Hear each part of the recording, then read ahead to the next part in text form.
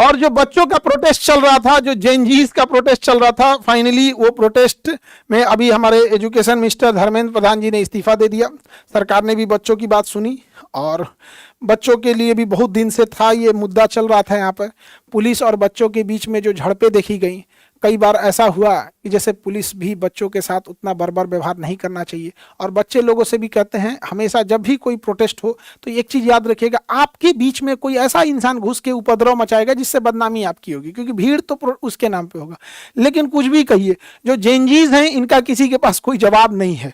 ये जेनजीज के सामने आप कुछ, अभी एक लड़की को देख रहे थे प्रोटेस्ट कर रही थी तो पूछ रही थी पुलिस वाले से, अंकल आप मारिएगा हमको, पीटिएगा ऐसे। और जब ये प्रोटेस्ट बिहार में आया था तो भाई साहब बिहार में तो ये पता, ये देखिए यहाँ पर ये बैरिकेडिंग उखाड़ लेगा। सब पूछ रहे थे सब कि टीयर गैस का व्यवस्था नहीं है।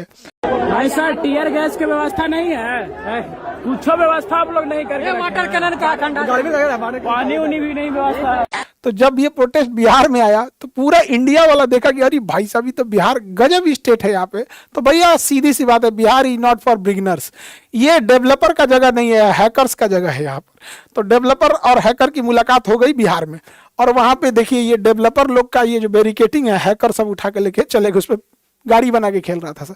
खैर, हिंसा का कभी समर्थन नहीं कीजिएगा, क्योंकि हिंसा कहीं से लाभ नहीं दे सकती है। यहाँ पे आगे गवर्नमेंट को भी और स्टूडेंट को भी समन्वय बनाना चाहिए। हमें लगता है कि स्टूडेंट और गवर्नमेंट के बीच में एक डेलीगेशन बॉडी होनी चाहिए, जो चीज़ें क्या हो रही हैं वहाँ एक बार सॉर्ट आउट अगर हो जाता तो इतनी बड़ी नौबत नहीं आती।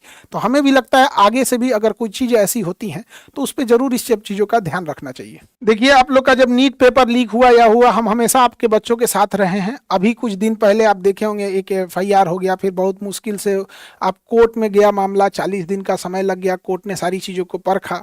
और एक जब कोई केस हो जाता है, खास करके पुलिस केस, तो आपकी बहुत सारी चीज़ें रेस्ट्रिक्ट की जाती हैं। कई बार बच्चे हमें ढूंढ रहे थे, तो समझिए बाबू हमारे पास भी मजबूरी रहता है, वरना हम हमेशा आप लोग के साथ रहते हैं। लेकिन कभी भी हिंसा का साथ नहीं दीजिए, हिंसा में कभी संलिप्त नहीं रहिए। और पुलिस से भी कहते हैं कि बच्चे हैं, कोई अपराधी और आतंकवादी नहीं है, इनको भी उस तरह से बर्ताव नहीं कीजिए यहाँ पर।